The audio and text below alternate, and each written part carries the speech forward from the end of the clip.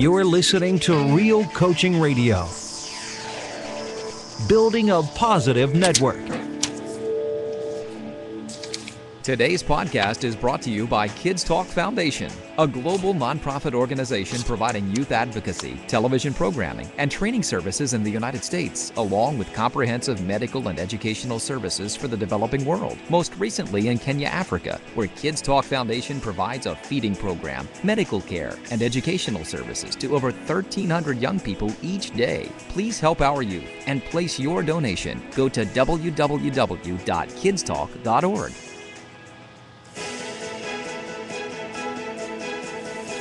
Welcome to Unopened Gifts, the weekly one-hour program dedicated to understanding the human potential that lies within us and the abundant life that lies before us. Inspired by the personal journey of our host, James McPartland. Well, welcome everybody.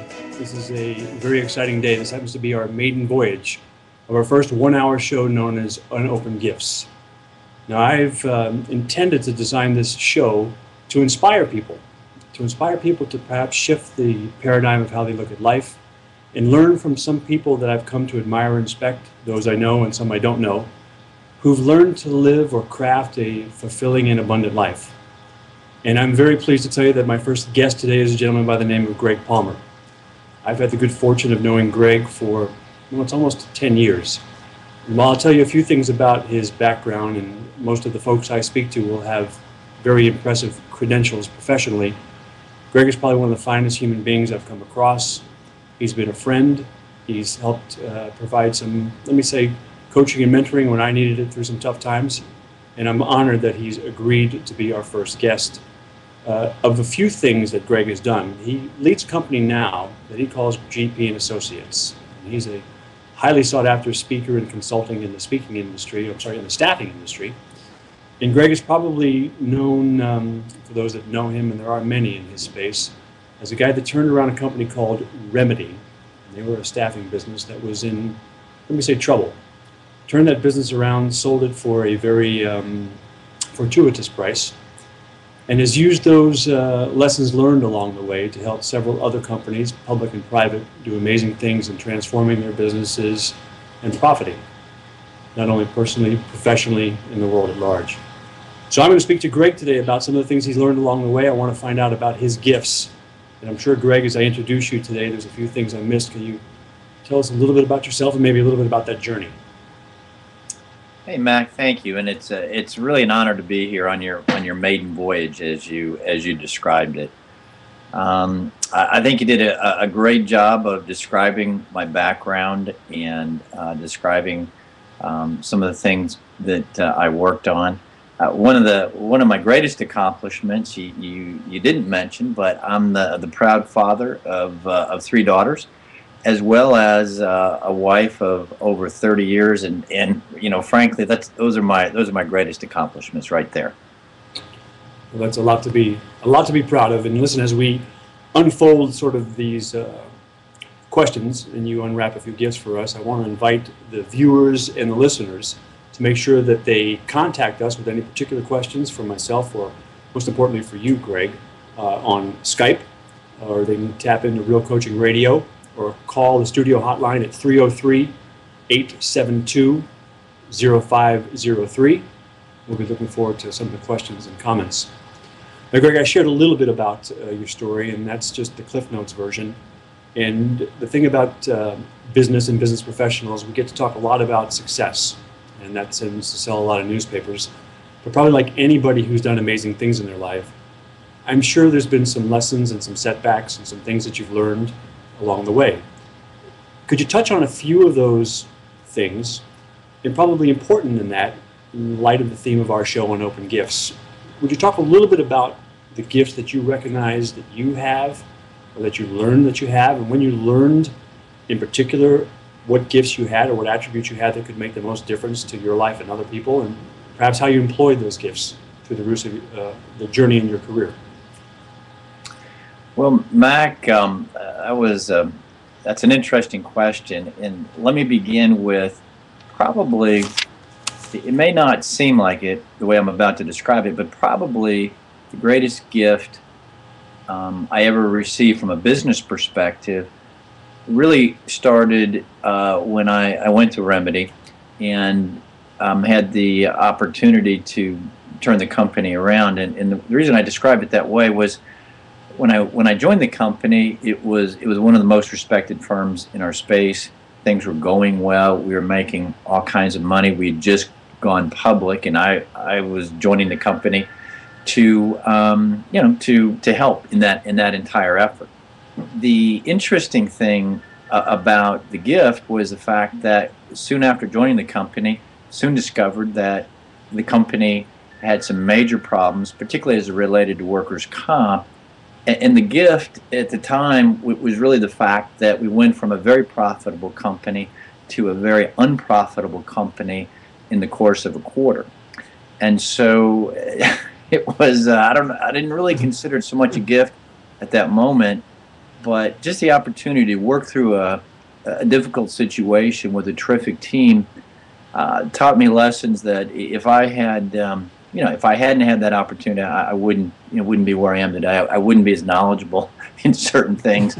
I think a lot of times that you learn a lot from your challenges and some of the mountains you need to climb, and so that was from a business standpoint one of the greatest gifts I ever had. It didn't seem like it at the time, though. Listen, as you described it, I think it's important, very important for all of us to recognize that the lessons come not so much from the things we do right as the things that set us back. And at the time, we don't necessarily recognize that those setbacks or those lessons that we are due to learn are there to serve us in an amazing way on a go-forward basis, whether it is to help us in our journey or to help others. Are there things beside that very important setback that you just described, if you looked back over your career and said, here were some real disappointments or setbacks that I had to really tap into my gifts or my strengths or learn to shift how I looked at things in order to move or progress things forward? So I think what is the term? Unanswered prayers, I think is a common term. I think one of the greatest setbacks was early in my career when I really wanted a particular job. Okay, I had my heart set on this job. I was ready to move from my hometown to take the job, uproot the family, and it was between myself and another very capable candidate, and I didn't get the job. And I have to tell you, I thought it was, you're 30 years old, you think it's the end of the world, that this wonderful opportunity, I wasn't selected for, and I took it really, really hard. And Mac, it was by far the best thing that ever happened to me, because shortly thereafter, I found my way into the staffing industry almost by chance, and I've had a wonderful 25 years here. But I was previously in a manufacturing industry that at the time had a lot going for it, and I just so wanted that job, and it just didn't happen. It wasn't in the cards for me. And shortly thereafter, that door closed, another door opened, and here we are today talking about things, and it just didn't seem. It wasn't a very fun couple of months licking my wounds on that. I'm sure at the time you didn't know that was going to be one of the greatest things that could have happened to you. And tell me this, because we get a chance to share a little bit about your professional life. But maybe like most of us, and I think you and I have had this conversation about often asking ourselves, what do we want to be when we grow up, even at this stage of our life? Mm-hmm. But as a young man growing up, talk a little bit about where you grew up and maybe some of the things you thought you'd be doing at this stage of life, and maybe a little bit about that history that probably played a pretty pivotal role in the man you've become today. Gotcha. Well, I'm proud to say that I grew up in Detroit, Michigan, actually a little suburb called Mount Clemens, Michigan. For some of your radio listeners, they may know where that is. But it was a great place to grow up because it was really the middle of America. We were a middle class family, and neither my father didn't didn't graduate even from high school. Worked for Chrysler for a number of years, and started out on the shop floor, and then got into the accounting. Found his way into the accounting department. My mom also worked as a secretary there, and it was a great place to grow up. But we we grew up. One of my passions that I'm sure will come up, and if you don't ask the question, I'm going to tell you, is to play golf. And it didn't start out that way. I really thought I was going to be a baseball player. The Detroit Tigers and all that exciting things and that go along with baseball. I really thought I was going to be a baseball player, but I found out that by the time I got to be 12 or 13, there were a lot of good baseball players. So I took up the game of golf, and at that time, not like today, there weren't that many golfers, and I grew up next to a golf course, caddying for some terrific golfers, and learned the game, and ended up getting a golf scholarship. And I really thought, to your question, I really thought I was going to be a golf pro. I thought at the time Arnold Palmer was my hero, no relation to me, but I really thought, that maybe, that was high hopes. But it was a great experience going to college. I went to college in a place called Morehead State in Kentucky, and it was terrific. But I didn't think I would have really been in business. I thought my world would have been in the sports world. And again, a good thing it didn't happen, because I would have been a starving golfer. But you still play. I try very hard to play as often as I can, and get great enjoyment out of it. But even there, I don't. I just get great enjoyment, and the competition is fun, but not. I don't take it too awful seriously anymore. Well, I know you as a man who's done some pretty significant things, and you are a great athlete, a great family man. Along the journey, particularly as we come back to the business side of life and the turnaround of that company and the sale of that company and some key advisory roles to some other public companies, perhaps you can talk a little bit about maybe if the golf lessons of life served you, or probably another way to look at it is a question of how is it that well, here's what I'm going to plant a seed. I'll give you a chance to prepare for this one. I want to know how, in the work that you did, which is all-consuming, you were able to balance, if such a word exists, family and personal health. But I do have to take care of a couple of sponsors that are pawing the ground like caged lions. We're going to go to a commercial break real quick. When we come back, we're going to find out a little bit about how Greg Palmer balanced it all on his quest to success. Sounds good. You're listening to Real Coaching Radio. Building a positive network.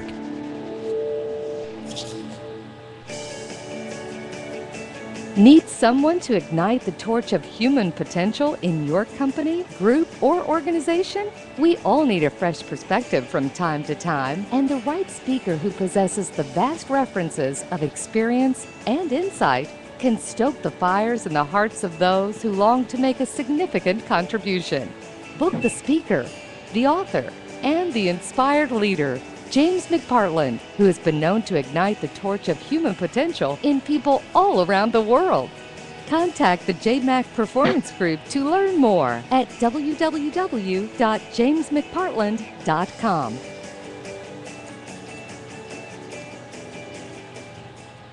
Now, welcome back, everybody. Discover how to create your extraordinary life with personal coaching sessions and all the ongoing support you'll need to define your vision, realize success, and create your extraordinary life. Join our online Ask a Coach program and connect with one of our expert coaches in the areas of health, personal finance, relationships, personal growth, environment, career, and spirituality. Go to www.askacoach.us and register.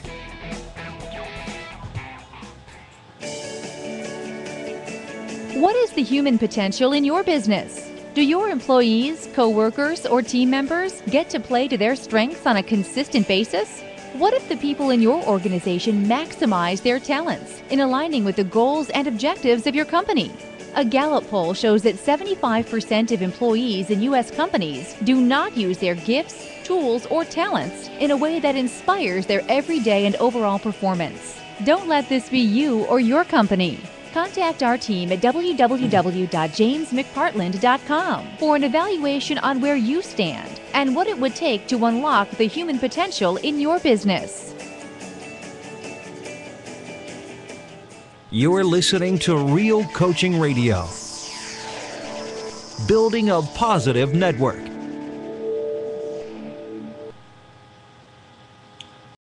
Well, welcome back, everybody.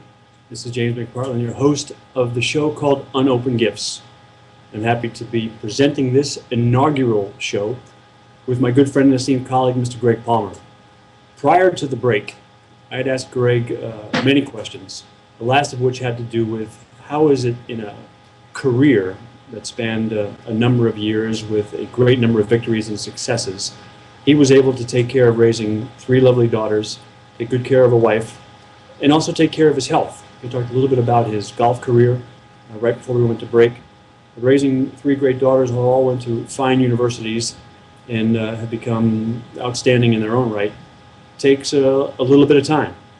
And that time was dedicated, could have gone in many places. So Greg, could you share a little bit about how you struck the chord of balance, if balance does exist? Well, Mac, that's a tough question. I'm not sure balance exists in the most empirical sense of the comment, but I think I certainly tried to have balance, and sometimes I did, and oftentimes I failed at balance. I was always aware when I was failing at it, and it bothered me a lot, and sometimes it couldn't be helped. But I think, to be really candid with you, the single greatest gift probably ever in my life was, when I got married to my wife Sally, because she frankly brought so much balance. She's a very different person than I am, and that's a good thing. That's a very good thing. But when we started our lives together, started our family together, she took on a huge role in helping me to have balance. She took care of the entire family. One of the things that she insisted on, probably the greatest gift she ever gave me, she always insisted on, when I was in town, that I will come home for dinner and have dinner with the family. And you're having a problem or an opportunity, and it's 6 o'clock, and you should be heading home. It's always easy sometimes to linger behind it and take care of just that one last thing. But with her coaching and prodding, had many dinners together when I was in town, and I think that really probably helped me maintain as much family balance as possible, and personal balance, and just the benefit of being around the girls and being around Sally.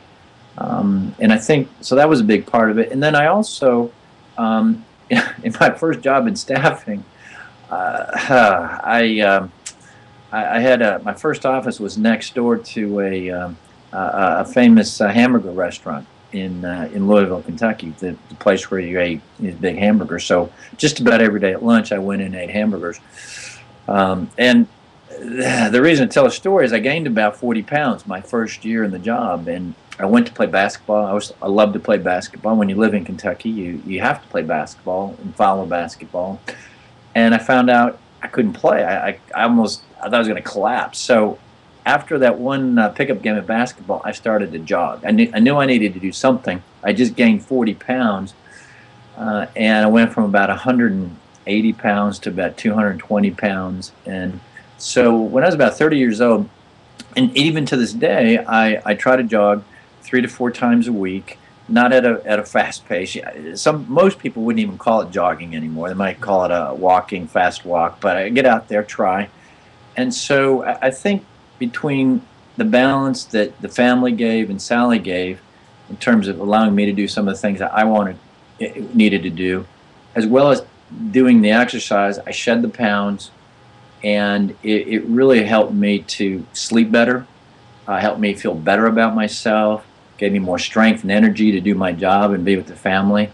And so I tried the best I could during those years to have as much balance as we can. We did a number of family vacations and things like that every year, but it's difficult to achieve that.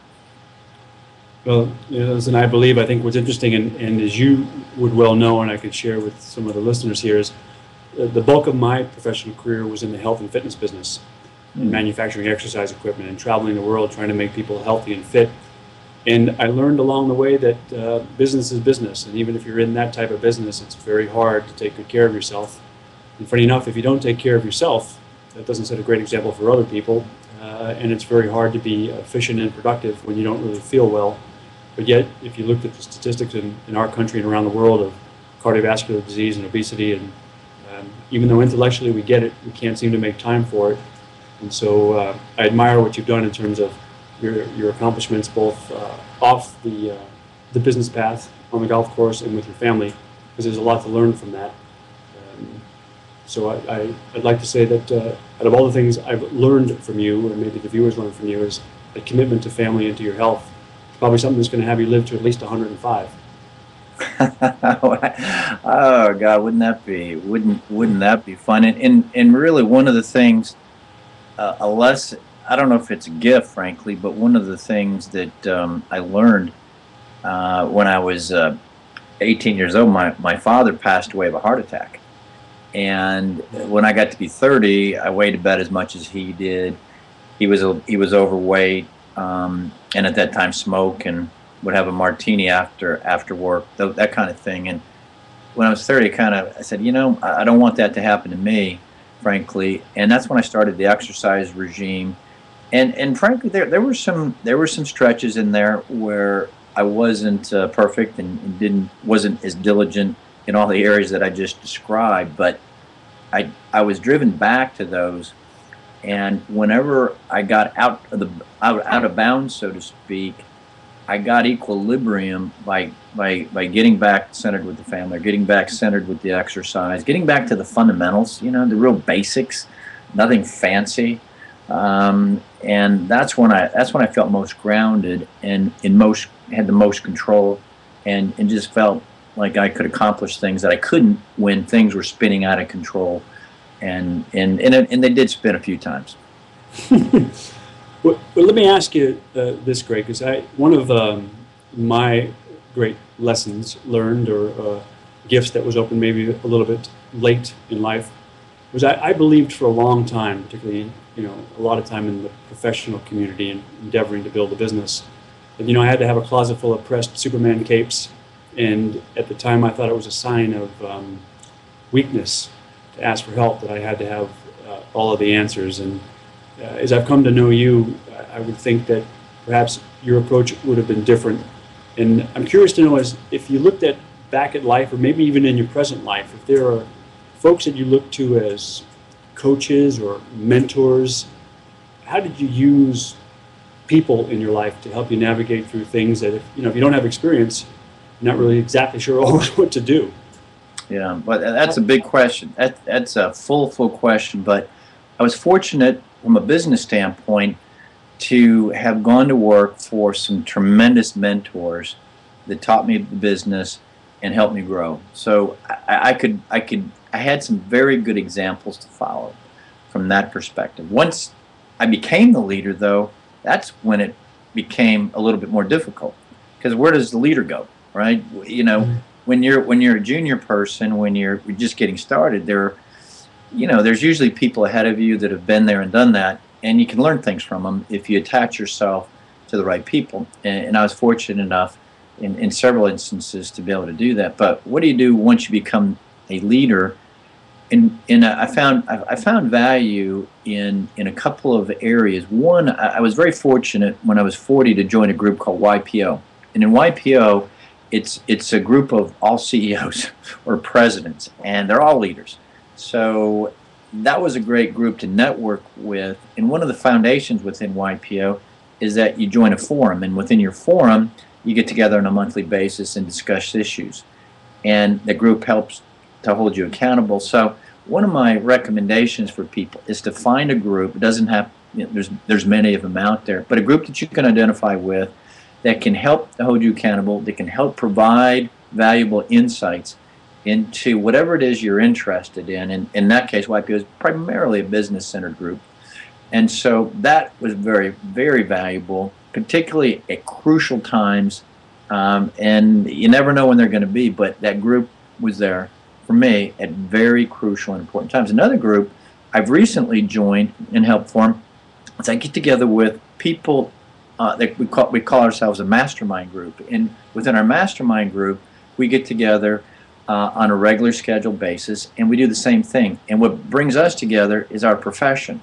We're basically a loose band of consultants that are leading groups, but it's a very focused group that shares a lot of the same frustrations, a lot of the same opportunities, and we learn from each other. And so I still do the YPO. I've joined this mastermind group, and I found tremendous benefit of the wisdom of being around people that have accomplished greater things than I have and have seen different things than I've experienced. So I would highly recommend to join different networking groups that can really value, they can really help you to make decisions and lead your life.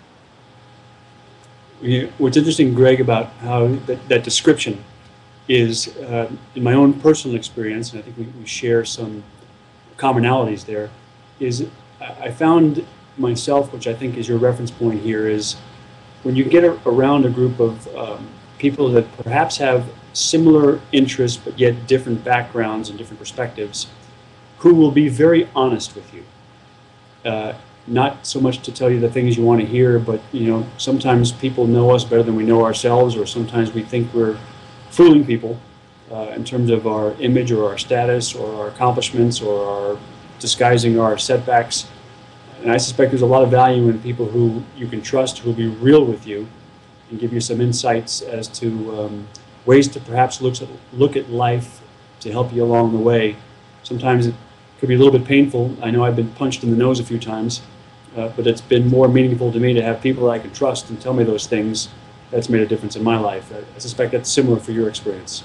Yeah, well, absolutely. When you think about, if you're sitting in a group of, let's just say, 10 people, and you have a chance to present a situation, either a good situation or a challenging situation. You've got 9 people. That's 9 hours of free consulting time from people who really care about you and who have vastly different experiences than you. That's incredibly impactful. And one of the mistakes I made early on in my career is I really felt that much of my success was derived from having to, maybe make it happen myself. Maybe having to come up with the right idea all the time, or win the big sale, whatever it might have been. I felt tremendous burden that I had. I'm the leader. I need to have all the answers. And I can tell you, the older I get, the more I realize that I don't have all the answers, never will have all the answers. But if I have got a tight network of people I trust, it makes finding the answers much easier, solving the problems much easier. And early on, you're kind of aggressive. I was kind of aggressive, trying to climb the corporate ladder, and really missed that. I think I made some major mistakes by not being a bit more sensitive to the value, the wisdom of teams, and the wisdom of people around me at an earlier age. The older I get, I get tremendous value from it.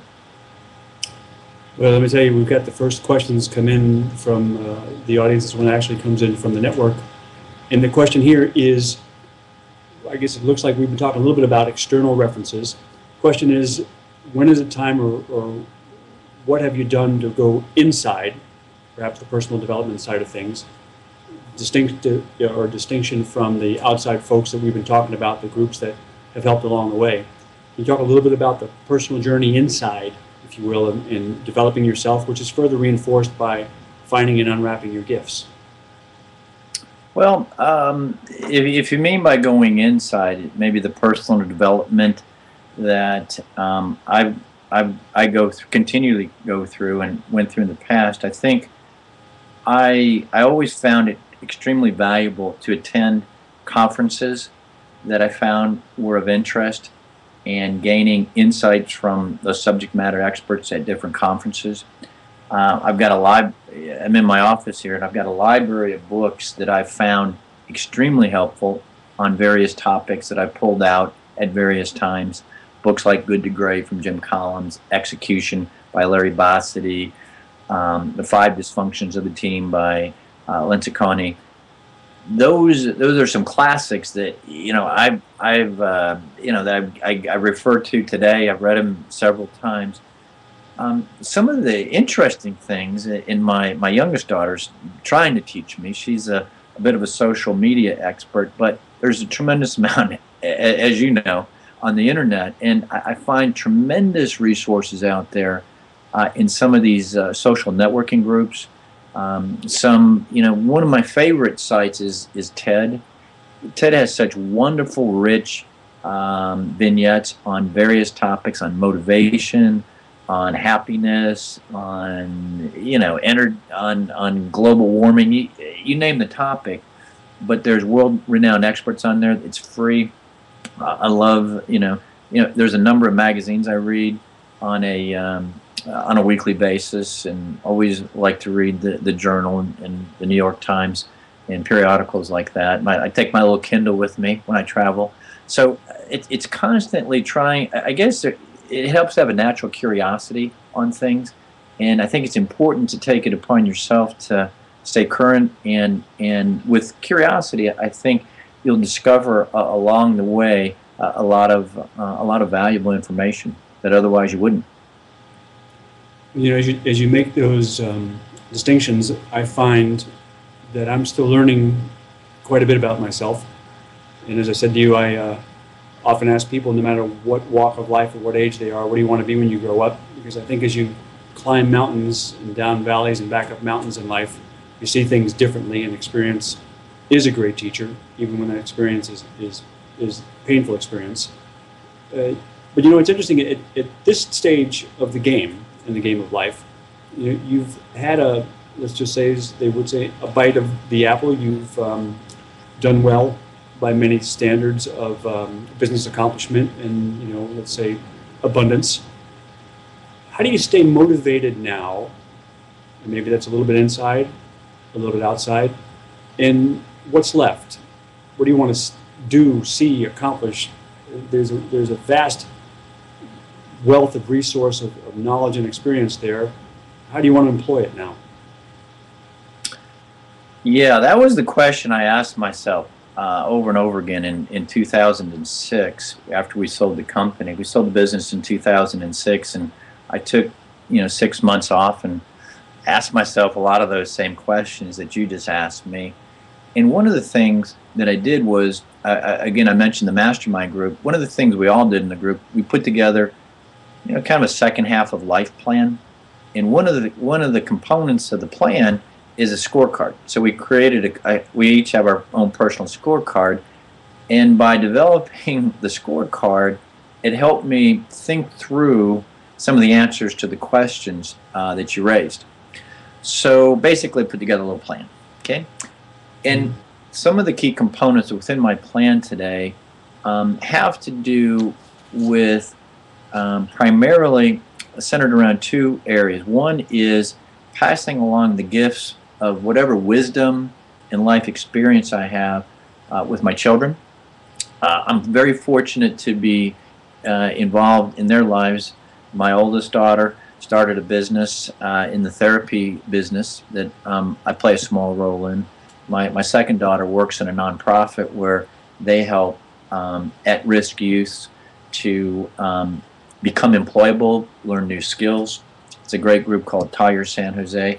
And then my youngest daughter, she helps me figure out this whole social media thing. So I'm extremely blessed. But by being around them, I feel that in a small way, I have a chance to impart a lot of life lessons, in some good and some bad, right? In terms of, I made this mistake 10 years ago, or when I was trying to do something similar to what you were doing. This was my experience, and this was the outcome. Now, you need to make your own decision, but I would maybe turn left. It looks like you're veering right. Maybe we should think about turning left. So that's a big focus of on a personal level. The second is really in my consulting business. I've got about a dozen clients, really terrific clients, and I really feel fortunate to be part of their companies and advise them. And I just feel like I'm helping them achieve their goals. We always sit down, put together a strategy when we begin the engagement, and they're always, without exception, they're all trying to accomplish specific goals. And I feel very fortunate to be part of that. So I feel that I can contribute and share by my experiences. And I've stayed in the staffing space predominantly because I know that business. And so, and then on a personal level with my wife, we've created a little bucket list of things we want to do. We just have taken a great family vacation, and that was on our bucket list. So we've checked that off, and we've got a couple more that we want to do. And so it's a little bit about balance. It's a little bit about sharing from your life experience and keeping it centered around people you want to be with and enjoy being around. And so I feel fortunate to, at 54 be working still and contributing still, and with really hopefully no end in the immediate sight, because it's fun and rewarding. Well, and I think as you speak of that journey and the recent family vacation, it is interesting how you develop interest in new things. If I'm not mistaken, photography has been a new addition here in this stage of life. Is that correct?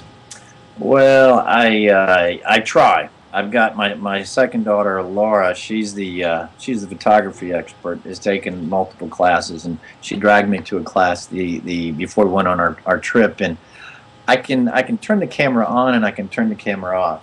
Between those two, I have to refer to other people, but I really do enjoy it. And I try really hard. I'm not very good, but it's kind of complicated actually. All the little buttons and all the things you can do, and so I get a lot of pleasure out of trying to figure some of those things out.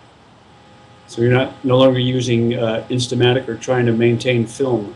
Well, I still, kind of both. I use kind of both. I use the fancy camera with the lenses for part of it, but then when we were in instantaneous spots, I pulled out my BlackBerry and took a number of pictures with my phone, with my cell phone. It was kind of both. So it's not one or the other. And both, I think, in their own way, were very appropriate. So might there be an art gallery somewhere in the distant future, not so distant future, where your works will be hanging? I doubt it. I doubt it. All right, so it's not that much of a passion.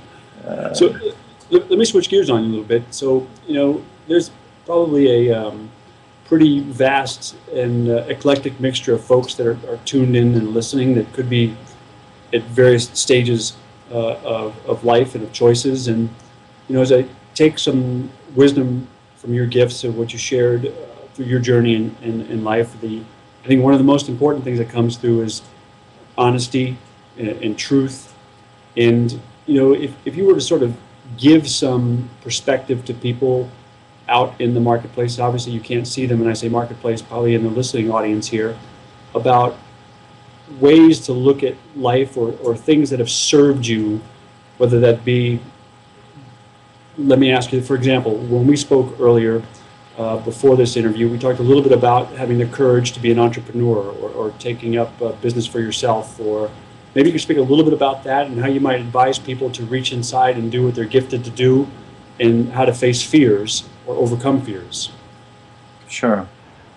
Well, I think as it relates to one of the, I had a great opportunity. I was the CEO of a publicly traded company, and we had a wonderful exit within that company. But one of the things that I regretted and I always wished I had been able to do, I think it comes from my father. He always wanted to have a business of his own, and he always talked about it. He never had the money, and he had a pretty good job at Chrysler, and just couldn't quite get it together, and then unfortunately passed when he was in his 40s. I always thought, well, someday I'll have my own business. Well, start having a family, and the career goes pretty well, and before you know it, you're almost 50. I was 49 years old when we sold the company. I never quite got around to starting my business. So I'm thrilled now that I've had a business for almost 4 years. I'm thrilled that my younger brother has a business that we work on a lot together in. My oldest daughter has a business that we get to work together in. It's always nice when you can be the advisor and they do the work.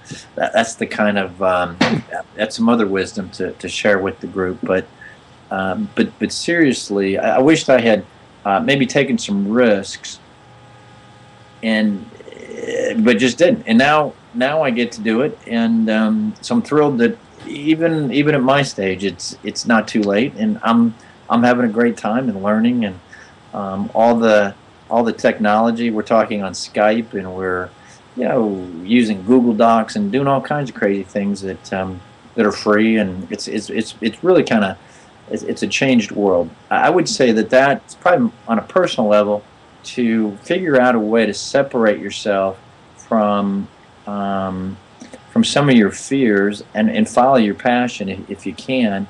And if your passion is to start a business, great. If it's to do other things, that's fine as well.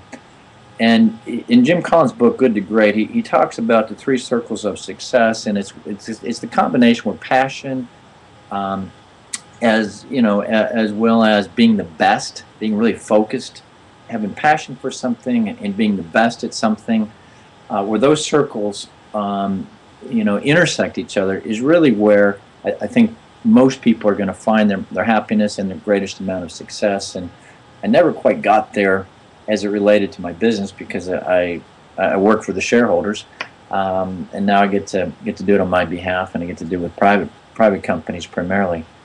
So that would be, I don't know if that's a lesson or if that's, I would just say the ability to focus and not get too distracted and continue to pursue your goal is really one of the lessons that I'd like to share. And it's one of the lessons that I learn every day with my oldest daughter. She came to me the other day. She said, "Dad, one of my friends asked me, what are you going to do if your business doesn't work out?" So the business has been around about a year, and it's going great. And she told her friend, she said, "Dad, I told him there is no plan B." And it made my day. It made my week. And that's how, she's very focused. She's very passionate, and she's going to be a tremendous success. And she's already very successful. But it's just that will to pursue things even when things aren't all that easy at times. Well, on behalf of your wife Sally, I'm sure that's where it came from. I think that's right. I think that's exactly right. Well, Greg, hold on to your thoughts. I have a few more questions for you. We're going to go back to a commercial break. You're listening to Real Coaching Radio. Building a positive network.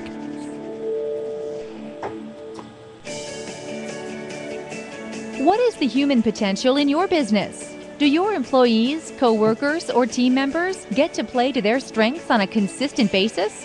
What if the people in your organization maximize their talents in aligning with the goals and objectives of your company? A Gallup poll shows that 75% of employees in U.S. companies do not use their gifts, tools, or talents in a way that inspires their everyday and overall performance. Don't let this be you or your company. Contact our team at www.jamesmcpartland.com for an evaluation on where you stand and what it would take to unlock the human potential in your business.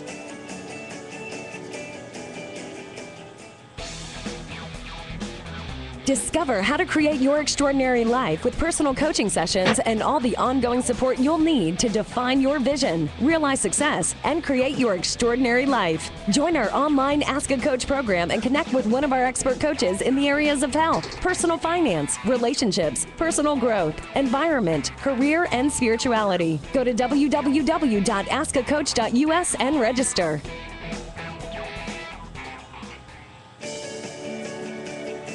Need someone to ignite the torch of human potential in your company, group, or organization? We all need a fresh perspective from time to time, and the right speaker who possesses the vast references of experience and insight can stoke the fires in the hearts of those who long to make a significant contribution.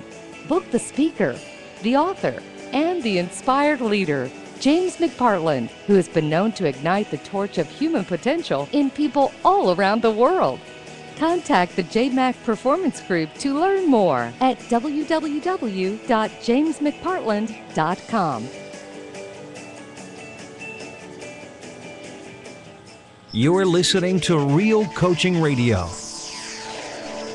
Building a positive network.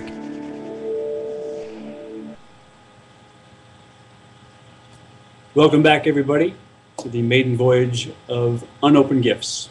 Our special guest today, Mr. Greg Palmer. Greg has been kind enough to dedicate his time and give us this hour for Q&A to talk a lot about his gifts, what he's learned along the journey, and to share that with our viewing and listening audience. I have the opportunity to ask him a few more questions before we wrap up the first show. And, Greg, I've been thinking about what you shared with us. And one of my personal observations over time, in no matter where an individual is, male or female, wherever they stand sort of in the hierarchy of business life accomplishments, is that I've yet to meet anybody, if they're really honest, who doesn't have fear, who's not afraid. And perhaps there's a fallacy or misunderstanding that you get to a certain stage in life and fear goes away. I think everybody's afraid. And perhaps the difference of those that seek or realize abundance or fulfillment or their own personal opportunities or potential, or folks that act in spite of or just push through. But that's always been easier said than done. Are there still things, do you face fear? And how do you overcome fear if you do? And how would you suggest others slay the fear dragon to the extent it exists in their life? Well, for me personally, fear, I don't know if it's healthy or not, but on a personal level, fear was always a very positive motivator for me. I think I was a little bit, I always maybe got a little bit ahead of myself maybe a few times in my career. And when I did that, I experienced tremendous fear of failure, to be very honest with you. And that can be positive or that can be negative, and it was both for me at times. But I think more positive because I didn't want to fail, but I was afraid I was going to fail.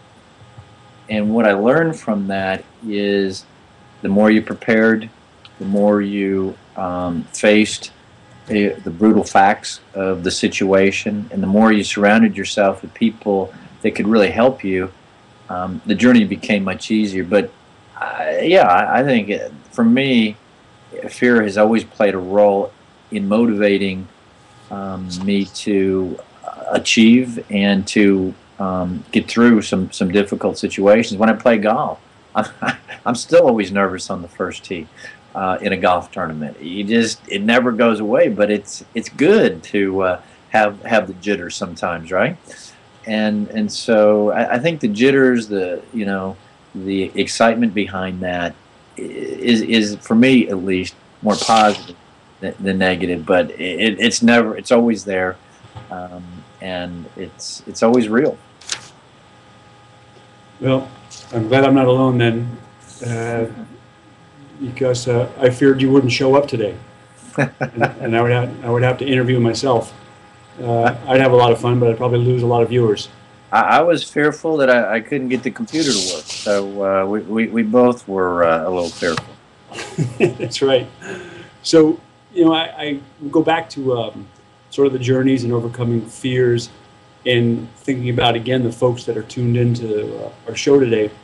Is there a pearl of wisdom, maybe that's the phrase, or something that you learned along the way that had someone inserted that into your mind or brain or given you that gift of knowledge sooner rather than later? It might have served you to your benefit, obviously, and the benefit of others. But is there something in life you learned that you wish you would have learned a little bit earlier? Yeah, I think that's a fair question. I think that there's been a number of books recently written about success and about people who have achieved great success. And without a doubt, there's three or four of them out there. The names escape me right now, but I think one of them is called "Talent is Overrated." The I thought that you had to have a tremendous amount of talent in your chosen profession or in your whatever it was you're trying to do to be successful. And what these books have proven, and after being around a long time, I feel the books prove out, the statistics prove out that it's not the talent, it's the time and the focused effort in the right way that will produce the results. Whatever, great chess player, great musician, great actor, great business person. They say you need about 10,000 hours of practice to really excel at to really excel, to be on the outlier type of performance metric. And so I wish I had known that because I didn't have enough talent, didn't have enough smarts, I didn't go to the right college, all the things that get into your mind. And I wish somebody had said, if you practice hard but you have to practice in an intelligent way, in the right way, it'll likely turn out well for you. So that would be the one pearl, that the talent is overrated, but effort and practice are not. That's a great point. I've come across many people in my life who I thought were unusually gifted, and they made life and things look easy, whether that was an author, a speaker, an actor, a business person. And I've come to find through my own journey, and as you just described, and folks I have come to really admire, they probably, might be fair to say, outwork or outprepare most anybody else. And it's just the determination to want it more than someone else, to put in the extra hours, miles, kilometers, whatever you call it. And I think that's a very good point. Further, if you were to, again, tap into the audience here, I think, we're surrounded by opportunities. You talked about technology and the impact of technology. I think there's often a belief, maybe some would say a fallacy, that we have to wait for external events to be a certain way before we can engage or take advantage of opportunities. But perhaps there's another way to look at that. My suspicion would be, given your outcomes and success, you didn't wait for the external factors. You seized opportunity. Somebody else might have seen challenges and obstacles, a la the situation that you described in the company being financially almost insolvent. You saw opportunity. What's the difference there, and how could you prepare, or how would you recommend someone look at things differently, so whereby which they may be surrounded by opportunities if they just shifted the focus a little bit?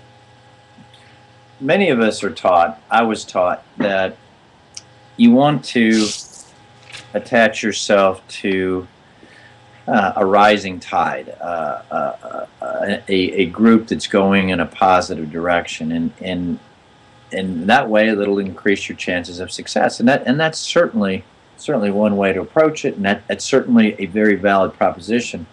The opposite of that is also very true. If you take a look at today's world, you take a look at, just say, commercial real estate, that the price of commercial real estate has gone down dramatically. Well, you can look at that and say, wow, it's gone down dramatically, and that's a difficult place to invest or be a professional in that. Or you can look at it and say, the chances are, the risk of it going down more is not that great. The risk of not getting involved in that and missing the opportunity on the upside is much greater. So that was really a huge lesson, a huge gift by the remedy situation. It was, we were almost on our last leg, and there was only one way for us to go. So when you're at that point, the chances of going up after you've hit rock bottom are much greater, because once you're at the bottom, there's no place else to go. So there's a lot of opportunities in today's world in businesses and investments and in other areas that weren't there. I mean, when you go through a bubble situation that we just went through, and things are becoming back to a more level of equilibrium in a lot of the markets, there's tremendous opportunities. Even though you might feel beat up on that journey on the way down, that's where most of the opportunities are going to. I'll give you an example of a company that I was involved in, a coffee company called Dietrich's Coffee. We were on our last leg in terms of our ability to actually buy coffee beans. And our chairman, Paul Heshin, invested additional capital into the business because he believed so deeply into these little, they call them K-cups, that we were really getting good at. We weren't good at them yet, but he believed so deeply, he kept investing into that business. And eventually that business turned around, and it turned out to be the #1 stock on any of the stock exchanges last year before we sold the business to Green Mountain. And a tremendous example of having faith, commitment, and passion behind something that you deeply believed in. But we were on the bottom, and there's only one place to go, and that was up. And so a lot of lessons to be learned in when things are the darkest. Well, yeah, as I said, I think it's interesting. If you look at the press accounts and the media, there's often sensationalism around success. What is often not spoken about is how one could be on their knees or at the brink of evaporating. That doesn't always get the press. And I have to tell you, Greg, you have been a great first guest today by sharing many of the things that I'm sure folks have not known about you, that those who do know you. And for the listening and viewing audience, many pearls of wisdom that I hope folks have 2 or 3, or if not 5 things to take away and give careful consideration about, because you shared some great gifts for everybody today. And so you did me a great favor and a great honor to this emerging program by sharing your gifts. And I want to thank you for that. I also want to thank a gentleman by the name of Steve Toth, who actually helped provide this opportunity so that we could open up a new channel, bring in new types of individuals, so that we could all share our own open gifts and help make a difference in the world. Greg, you've been terrific. Pleasure. Thank you very much, my friend. You were outstanding. Keep opening your gifts. It can only go up from here, right? After this guest. Well, that's right. You listen. You don't know, and we can keep talking because I think we're going to get thrown off the air here in a moment. But now this could open up a whole new dynamic for you. I suspect outside your window right now could be the National Enquirer, People Magazine, a number of folks quite interested in some of the gifts that you didn't talk about. Oh, yes. The Orange County Police Department included in that. Absolutely. But no, it was a pleasure, and I wish you much success in your radio and television profession. And I can't wait to read your book when it comes out. I know it's from what I've seen so far, it's going to be a tremendous read, and I'm excited about the journey you're on, and some of the great stories you tell, and some of the really interesting areas that you explore. It's going to be fun to watch your career continue to grow and prosper, and I'm excited. I'm excited for you in all the things that you're doing. Well, Greg, thanks. One of the great unopened gifts has now been opened, and that's you. Thank you, my friend. I appreciate your time. Have a good evening. Everybody will be back next week, 5 o'clock Pacific Standard Time, for the second show of Unopened Gifts. Thank you, and good night. Good night. Today's podcast is brought to you by ObesityHotline.com, the silent killer, providing support and encouragement in the prevention of this rising epidemic. Featuring the Body by Vi Challenge. Is there a quick answer to the question? Go to www.obesityhotline.com. You're listening to Real Coaching Radio, building a positive network.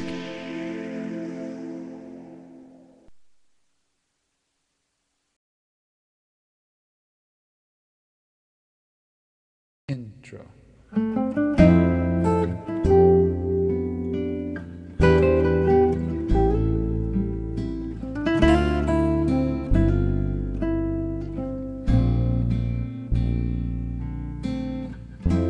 It hasn't been easy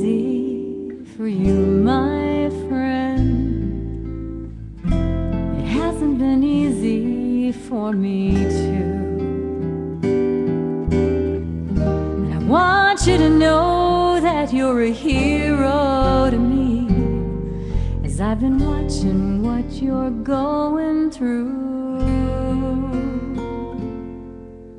I've watched you fight this battle, I've seen you do your best, vanquishing your enemies and casting them aside.